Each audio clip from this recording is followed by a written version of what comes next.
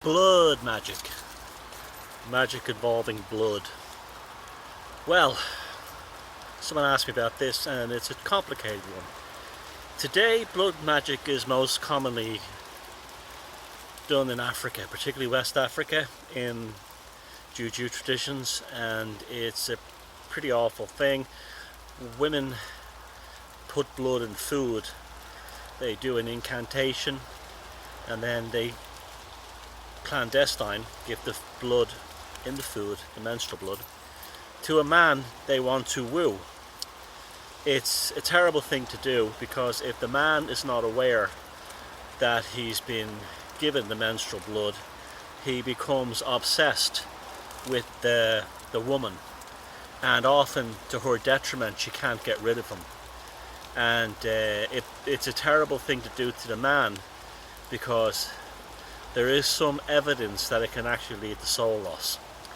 So you have all these new age idiots who think they're all spiritual and magical and everything, the type who are trying to hex Donald Trump, and they're doing this with fellas they fancy and they're destroying their souls because, you know, they're so fucking spiritual.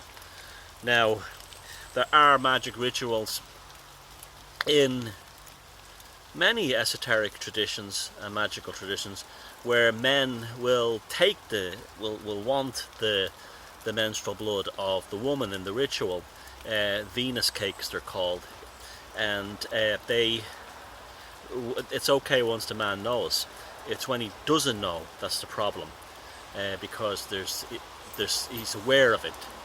Now, blood magic also is quite dark, and the most common form of it in the past, in fact, in this part of the world, up until the 20th century, believe it or not, particularly in England, in parts of rural England and central England, Worcestershire, Buckinghamshire, places like isolated rural communities, a thing called the Robin Redbreast was a ritual was performed.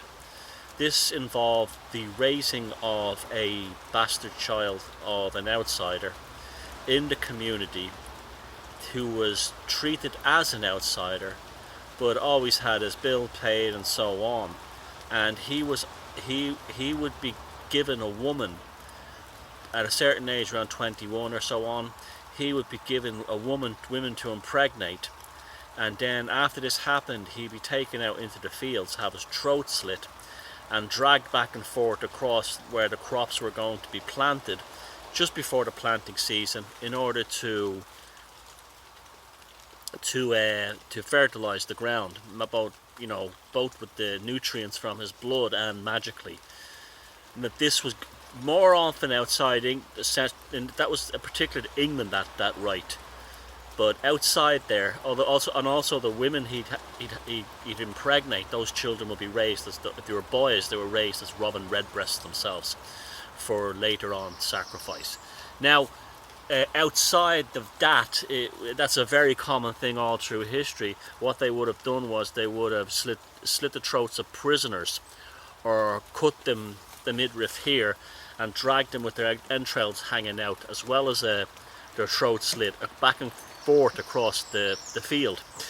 And this would also again fertilize the land, and that was not uncommon. That was quite common even in Christian times to do things like that, although it would have been a secular kind of bloodletting. It would not have been religious in any sense. And now you have very, very common again, and still practiced to this day, is women using their menstrual blood in order to fertilize their garden. Actually a very good idea. Now again, it's more done as a kind of a hippie kind of thing, but it's actually, it can be a deeply spiritual thing. The idea, it's like planting a tree on your ancestors. The idea too again is that you're feeding your family with the blood of the mother. The mother's blood does never stop, providing sustenance and food to the family. It always continues on, and that was very common, very, very common. But and there would be certain plants that would be only fertilized with human waste, and other plants particularly things like garlic and onions, would only be fertilized with female menstrual blood. The arable crops, the wheat, the barley, the oats, they were often fertilized with human waste. Now, I know it sounds weird today, but that's how life was in the past. In fact, it should be like that today. It's actually better than fucking Monsanto and things like that. Then there's also the mass blood magic. Apparently, there are supposed to be thousands of horses buried at Avebury in England. I don't know if that's confirmed yet. And that was a mass slaughter of blood magic. Now, there's also that story in the past, and it sounds true, that a certain sect of black magicians in pagan times, they wouldn't have been druids, or else they would have been druids who went the bad way, started practicing these kind of occult rituals, and that's probably why. And there's a belief that that's why these cultures went into decline. Although, again, this is just a story. But one we definitely can confirm is at the Battle of Tara in 1798 in Ireland.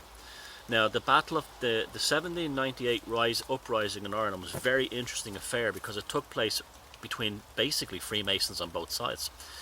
But the Freemasons survived and the regular foot soldiers were slaughtered. And I believe that the whole 1798 rebellion was actually planned